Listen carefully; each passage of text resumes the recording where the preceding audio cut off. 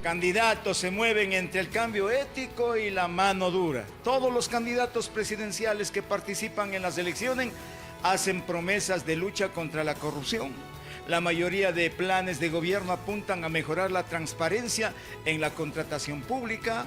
Entre los planteamientos de los aspirantes a Carondelet, otra oferta que se repite es promover la transparencia en el gasto público, así como el monitoreo y auditoría del uso de los recursos. La mayoría de candidatos en sus propuestas hablan también de reformas al sistema judicial para garantizar sanciones y prevenir la impunidad, así como la cooperación internacional en la lucha contra la corrupción. Para hablar de este tema, nuestro siguiente invitado es el jurista Mauricio Alarcón, a quien le pedimos las debidas disculpas por la espera, pero lo más importante es tener el punto de vista de este connotado profesional del derecho en el espacio de opinión ciudadana de Radio Centro de la ciudad de Ambato. Josep. Buenos días, Mauricio. Qué gusto tenerte aquí. Te agradezco mucho además por tu espera. Mauricio Alarcón es director de la Fundación Ciudadanía y Desarrollo, que es además capítulo local de Transparencia Internacional aquí en el Ecuador. Y ellos han dado seguimiento precisamente a estos temas y a las políticas de transparencia en el país, de gobierno abierto, y yo creo que es la persona perfecta para preguntarle, Mauricio, ¿vale la pena cuestionar a los candidatos si tienen planes y si tienen políticas para enfrentar el problema de la corrupción en el país, que además hoy está ligado al narcotráfico y que además atenta contra el Estado de Derecho? Mauricio, buenos días. Queridos amigos, buen día. Un saludo para ustedes y para la audiencia de Radio Centro. No solo que vale cuestionar eso, sino que en línea con lo que significa un gobierno transparente y que rinde cuentas, cabe cuestionar los antecedentes de los candidatos, su coherencia política, las relaciones cercanas que tienen con personas que aparecen en su campaña electoral o incluso preguntar sobre de llegar a la presidencia cómo integrarán su equipo. Si fueran asambleístas, ¿qué proponen en la materia? ¿Qué es lo que ha pasado durante el último tiempo? Si tienen algún tipo de trayectoria. Así es que vinculado a este tema son muchos los cuestionamientos, las preguntas y las inquietudes que deben provenir de la ciudadanía para elegir bien. No basta, en este caso específico, con leer lo que dicen los planes de gobierno o escucharles frases rimbombantes que una y otra vez dicen en espacios, en medios de comunicación. Como bien lo decían ustedes hace un momento, luchar contra la corrupción es mucho más que un eslogan. Creo que nosotros ya estamos hartos del habitual caiga quien caiga o hasta las últimas consecuencias si seguimos viendo más de lo mismo. Mauricio, en esa misma línea, ¿qué crees que se pueda hacer para garantizar desde la sociedad civil, los medios de comunicación, la academia, algo que parece que se ha vuelto una costumbre, ¿no?, que es la violación al Estado de Derecho? Tú estabas también como parte de quienes suscribieron este comunicado del Foro por la Democracia ante el incumplimiento del presidente Noboa de pedir licencia para hacer campaña y esta suerte de argullas legales para tratar de saltarse una norma que en fin lo que busca es que no se abuse del poder para beneficiarse de un cargo, de una elección, de cargo público. Entonces, ¿qué tenemos que hacer? ¿Cuál es el papel? ¿Cómo exigimos si parece ser que se salen con la suya? Mira, la clave, Giuseppe, está en lo que acabas de decir. Corrupción no es únicamente malutilizar recursos públicos. Nosotros nos quedamos con esa definición de transparencia internacional que calza muy bien para la realidad actual. Corrupción es el abuso de poder para beneficio propio. Y este abuso de poder adopta muchas formas. La económica, una de ellas, por supuesto, pero también el torcer la norma para beneficiarse de ella o incluso para perjudicar a otros. Respetar el Estado de Derecho es el primer acto de integridad de un ciudadano, independientemente de si es el presidente de la República o si es uno de nosotros. En un Estado de Derecho mandan las normas y no las personas para darnos una relativa seguridad jurídica y, por supuesto, una absoluta igualdad ante la ley, para que todos estemos en las mismas condiciones sin distinción. Así es que violar la Constitución y la ley de forma selectiva no es lo positivo. en un país con frágil democracia, con débil institucionalidad, que busca en alguna medida a darle alguna salida a la problemática que enfrentamos, ¿no? El presidente tiene, y tú lo sabes, que cumplir y hacer cumplir la Constitución y la ley. Y lo que ha venido pasando en este tiempo, como lo señalamos en el comunicado del Foro por la Democracia, sienta un precedente nefasto independientemente de quien sea electo en abril en una segunda vuelta para empezar un nuevo mandato el próximo 24 de mayo. En el escenario actual, Mauricio, se debate mucho sobre la independencia de la función judicial. Por tanto, la interrogante a plantear sería cuáles recomendaciones específicas garantizarían una verdadera independencia entre la función judicial y la fiscalía. ¿Cómo evitar que intereses políticos influyan en la actuación? ¿Qué parece el problema de fondo del país? A ver, Patricio, hay un punto básico. Estamos eligiendo autoridades de dos funciones del Estado distintas a la judicial. Si usted escucha a un candidato que quiere hacer algo con la justicia, pídale más detalle e incluso téngale miedo, porque podría ser una metida de mano de aquellos a las que ya nos tienen acostumbrados. Las funciones del Estado tienen que coordinar entre sí, tienen que fortalecer los principios democráticos, pero no interferir entre ellas. Tú ya lo has dicho. Uno de los mayores problemas que enfrenta nuestro país es la falta de independencia de la justicia, porque cualquiera con un poco de poder político, económico, se siente con derecho de interferir en las decisiones de los jueces. Ya incluso con la permeación del narcotráfico y del crimen organizado, con las amenazas a la orden del día, mira las consecuencias de lo que estamos viviendo. Y esto forma parte también del tema principal que nos convoca, el de la corrupción, porque la impunidad judicial, por supuesto también la impunidad política, es la que perpetúa estas malas prácticas. Si alguien actúa, no es sancionado, lo vuelve a hacer. Y quien está a su alrededor ve que otros lo hacen sin recibir una sanción al respecto, y pues también están dispuestos a coger el costo de lo que significa actuar por fuera de la ley, ¿no? Esos precedentes en este círculo de impunidad permanente, de normalización de la corrupción, es lo que ha hecho que esto, como bola de nieve, afecte más y más con el pasar del tiempo a nuestro país. Para hablar de la independencia de la justicia, creo que el primer gran paso es exigir a quienes hoy pretenden ganar una elección que garanticen, que juramenten, que lo manifiesten de mil formas posibles, que no van a interferir en lo que significan las decisiones de un juez. Ahora, se han implementado varias formas de selección de jueces de la Corte Nacional de Justicia, de selección de fiscales. La pregunta sería, ¿de qué forma se puede garantizar una transparencia en los procesos de selección de los miembros de la función judicial? Porque claro, a los candidatos se les va a tener alguna opción de preguntar, oiga, ¿y cuál es su idea de la independencia de la función judicial? ¿Cuál es la forma de selección correcta de quienes van a estar en los más altos organismos de sanción a los infractores de la ley? En su experiencia y en recomendaciones, ¿qué hacer? Porque insisto, es el tema de fondo. Patricio, hay dos formas que hay que tener en cuenta en este punto. La carrera judicial, a la cual se debe acceder sí o sí a través de concursos de méritos y oposición, con reglas claras y sobre todo con transparencia, que es lo que permite que la ciudadanía pueda hacer un efectivo control social. Y la otra, cuando ya hablamos de altas cortes, una corte nacional o una corte constitucional, no necesariamente con concursos para hacer carrera, pues estamos hablando de autoridades máximas, de autoridades últimas dentro de una escalera llena de peldaños. En ese sentido, Ecuador optó con la Constitución del 2008, con los concursos públicos de méritos de oposición, que los problemas que han enfrentado han sido precisamente en la línea de lo que mencioné hace un momento. Falta de transparencia, no rendición de cuentas, reglas que incluso dentro del mismo concurso cambian para beneficiar a ciertas personas, generando inseguridad jurídica, desmotivando a que los mejores postulen.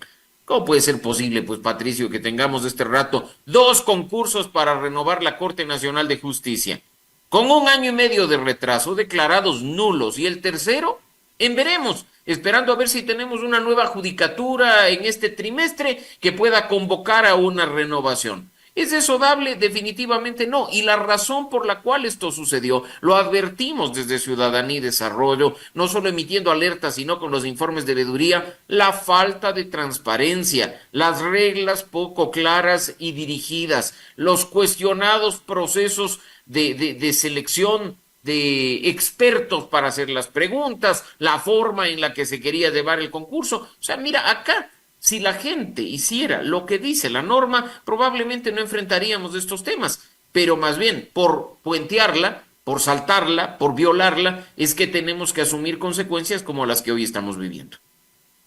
Mauricio, ¿cómo han respondido los 16 binomios presidenciales, ya una pregunta más coyuntural, a los cuestionamientos que se hace desde la sociedad civil? Desde FCD han tenido la oportunidad de cuestionar sus programas de gobierno, dar seguimiento, tener pues una suerte de orientación también para el votante que pueda hacernos decidir cómo están ubicándose cada uno de los candidatos frente a los diferentes problemas del país y de la sociedad. Mira, Giuseppe, yo veo con preocupación una elección polarizada entre dos candidatos, donde nuevamente caemos en el pro y en el anti. Y creo que eso no construye país. En este momento en que seguimos diciendo que la inseguridad, la crisis económica, la falta de empleo y la corrupción son los problemas prioritarios identificados por los ecuatorianos, no vamos a dar salidas si únicamente nos enfocamos en que no gane el otro o que no regrese X y Z persona. Que nos digan qué van a hacer en materia de seguridad. Que nos digan qué van a hacer para generar fuentes de empleo. Evaluemos lo que han hecho si es que han estado en el poder de forma previa. Saquemos nuestras propias conclusiones, exijamos que nos digan no el qué, en lo que coinciden todos, sino el cómo, en lo que probablemente nosotros tengamos de insumos para decantarnos por uno u otro candidato. Una campaña vacía en la que gana el que mejor baila o el que hace el mejor video haciendo cháchara, definitivamente nos tiene en la situación en la que estamos hoy como país. Yo creo que también tenemos una cuota de responsabilidad los ciudadanos que nos hemos quedado en la banalización de la política, en la banalización de las propuestas y no estamos exigiendo como corresponde que nos digan cómo van a hacer las cosas que plantean. Y te voy a poner un ejemplo también muy simple. La Asamblea Nacional. Vivimos quejándonos de que la Asamblea no nos representa, que no tiene credibilidad ni confianza, que qué asco de Asamblea. ¿Y quién pone a los asambleístas? ¿El Espíritu Santo? ¿Los extraterrestres? No, nuestro voto los pone. Y ahora no van a ser 137, van a ser 151.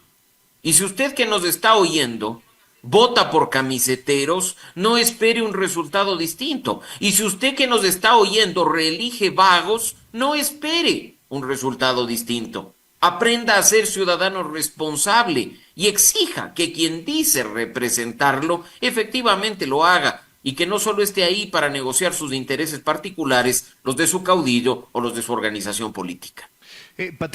Mauricio, perdón, en esa misma línea, tú bien mencionabas la responsabilidad del ciudadano en el momento de elegir. ¿Cómo nos enfrentamos a esa responsabilidad sabiendo que parecería ser que la sociedad ecuatoriana es tentable o es porosa a ser condescendiente con la corrupción y a ser condescendiente con los autoritarismos? Tú bien conoces los datos del Latino Barómetro, son realmente desalentadores. 6 de cada 10 ecuatorianos aceptarían un modelo autoritario si soluciona problemas de seguridad o de corrupción. 4 de cada 10 ecuatorianos admite que es condescendiente con actos de corrupción si al final soluciona el problema o le permite acceder al servicio público por el que está optando. Entonces, ¿no es eso más bien elementos que nos desalientan en creer en que la sociedad está lo suficientemente capacitada para elegir en esta elección? Pero es que nosotros somos parte de esa sociedad, Giuseppe, y tú lo sabes. Y el momento en que escarbas un poco en esos datos, vas a comprender, no justificar, comprender por qué dicen lo que dicen. Nosotros hicimos el barómetro de la corrupción entre 2022 y 2023. Y un alto número de ciudadanos te dice, yo debo participar en actos de corrupción, porque si no pago una coima no me atienden en el hospital y me muero. Porque si no muevo palancas mis hijos se quedan sin estudiar. ¿Es eso justo? ¿O es que nuestra propia sociedad hasta por necesidad está perpetuando el maldito esquema de corrupción que nos tiene donde nos tiene? Y de la misma forma, porque es un tema de servicios, de bienes públicos, como tú lo has dicho. Personas que dicen, al diablo con la democracia.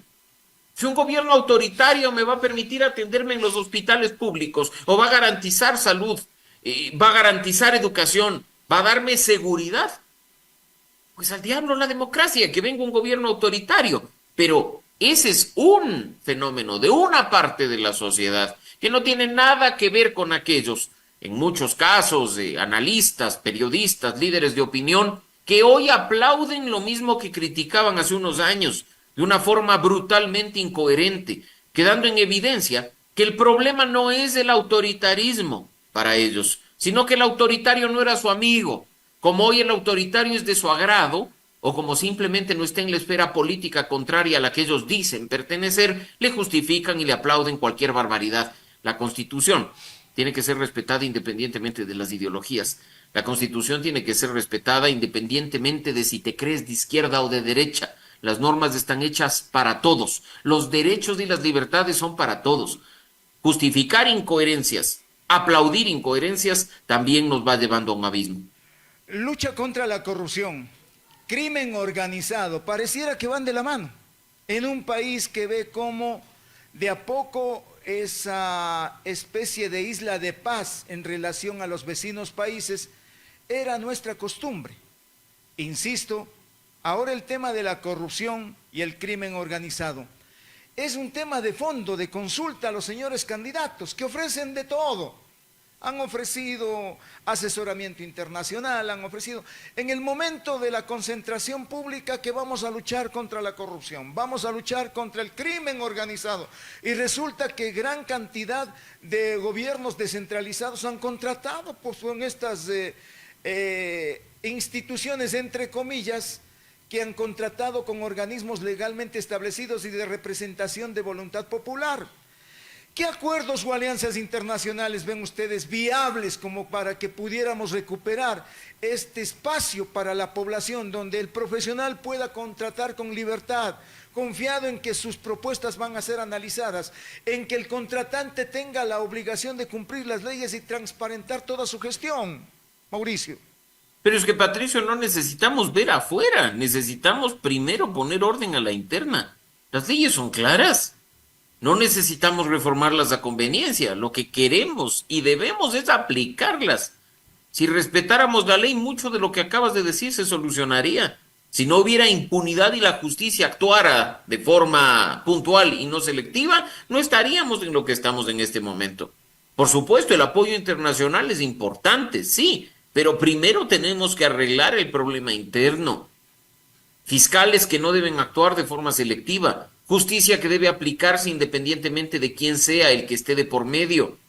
En los procesos de contratación pública, más transparencia, más datos, más ciudadanía vigilante, que la gente no tenga miedo de denunciar, que la gente no tema represalias por denunciar. El problema principal está acá adentro. Si nosotros no generamos garantías para lo que tú has dicho, ni siquiera lo que viene de afuera, una alianza internacional, un apoyo internacional, nos va a dar buen resultado. No obstante, te digo, lo que sí sirve internacional, pero implementado localmente, son los estándares de múltiples iniciativas que nos dicen, sobre la base de la experiencia de varios países, esto es lo que ha funcionado. Dejar de lado en Ecuador las novelerías para hacer lo que en otros países funciona, creo que es fundamental. Acá no necesitamos inventar el agua tibia para tratar de luchar efectivamente contra la corrupción. Valdría regresar a ver lo que ha funcionado en otros países, ajustarlo al modelo local, ojo, no copiarlo, y ver qué resultados nos arroja. Además, con un sistema permanente de evaluación que nos permita sobre la marcha corregir cualquier error. Finalmente, Mauricio, tú nos has dado ciertas ideas de qué debería orientar la elección del ciudadano en estos nuevos comicios. Hablabas de evitar los candidatos que buscan la reelección en la Asamblea, que han cometido transfugismo, es decir, los camisetazos, aquellos que han faltado a las sesiones del Pleno, que no han ido a votar y cuestionar sus actividades. A eso, ¿qué le sumarías y qué crees que el elector en ese momento debería enfocarse o centrarse para tener una decisión, digamos, lo mejor o lo más adecuado? Mira, Giuseppe, creo que nosotros como ciudadanos somos lo suficientemente inteligentes para no dejarnos comprar con espejitos. La demagogia y el populismo están a la orden del día. Y si nosotros nos dejamos comprar con ello, estamos quedando como idiotas. Y perdón el término, pero es así. Creo que ya para nosotros no es necesario repetir una y otra vez que, por ejemplo, un asambleísta solo legisla y fiscaliza. Y legisla sobre la base de la realidad nacional. Si un legislador le está ofreciendo más allá de ello, no vote por él porque le está engañando.